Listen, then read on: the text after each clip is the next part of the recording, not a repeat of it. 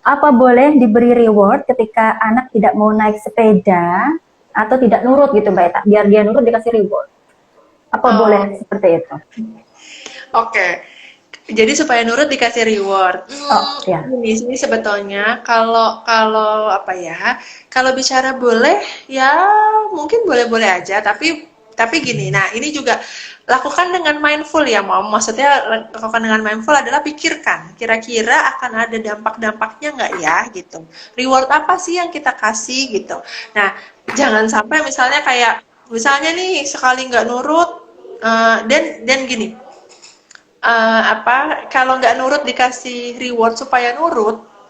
itu saya agak khawatir sih sebetulnya ya jangan-jangan nanti dia cuma mau nurut kalau ada rewardnya gitu kan. Nah jadi kalau saya sih maksudnya gini kasih reward tuh boleh untuk keadaan-keadaan tertentu, misalnya keadaan tertentu tuh dalam arti misalnya apa ya, ada saat misalnya kita lihat bahwa oh anak kita misalnya berusaha sekali untuk pakai pakai pengen banget misalnya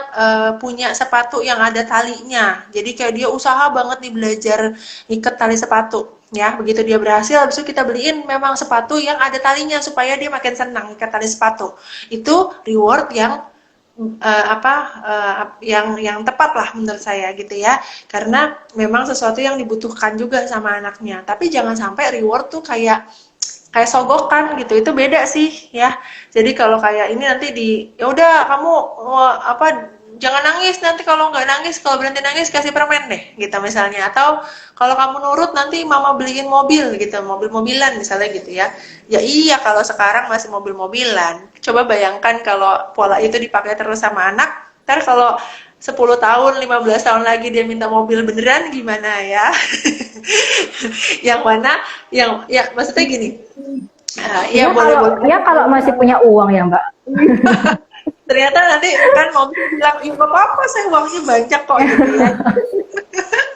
iya maksudnya gini adalah gini ya moms maksudnya gini jangan sampai kita jadinya membiasakan anak untuk berusaha maksudnya dia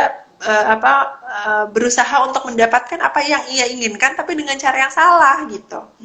berusaha untuk mendapatkan apa yang inginkan kan dia bagus-bagus aja tapi harus betul dong caranya gitu ya jadi jangan sampai kita menerapkan pola yang salah jadi kalau menurut saya kalau reward tadi karena maksudnya supaya nurut segala macam itu saya sarannya sih enggak ya tapi lebih cari tahu berarti apa yang bikin nggak nurut tuh kenapa gitu dan kalau kita memang mau misalnya gini kita mau tadi itu ya anak mandi anak nggak mau mandi gitu jadi kita cari tahu apa yang bikin dia nggak mau mandi ya gitu dan ada trik-triknya ada strategi-strateginya kalau ini anaknya umur 2 sampai 3 tahun ya anak 2 sampai 3 tahun tuh lagi emang nggak suka kalau disuruh ya tapi lebih suka Hmm. kalau dikasih pilihan kalau dibilangin mandi yuk nggak mau tapi kalau misalnya kita tanya nak mau mandi pakai bebek-bebekan apa mau mandi pakai mobil-mobilan mau mandi sama ayah apa sama bunda mau mandi pakai pancuran apa pakai bak misalnya gitu dia akan pilih biasanya kenapa karena anak di umur itu sedang mengembangkan sense of autonomy namanya aku mau menentukan pilihanku sendiri kalau aku dikasih tahu aku nggak mau tapi kalau aku dikasih pilihan ini kan kayaknya kayak pilihan aku ya aku mau mandi pakai bak oke ayo kita mandi gitu ya tujuan kita tercapai anak pun jadinya lebih happy melakukannya karena dia berasa bahwa aku dikasih kesempatan buat milih ini pilihan aku nih bukan pilihan bunda bukan pilihan mama misalnya gitu ya jadi itu tadi pentingnya memang coba kita belajar nih banyak banget yang yang bisa dibahas ya tapi kalau anaknya sekitar umur segitu moms daripada apa kasih misalnya instruksi dia misalnya susah buat nurut coba dikasih pilihan ya mudah-mudahan lebih bisa buat dipilih gitu ya sama anaknya.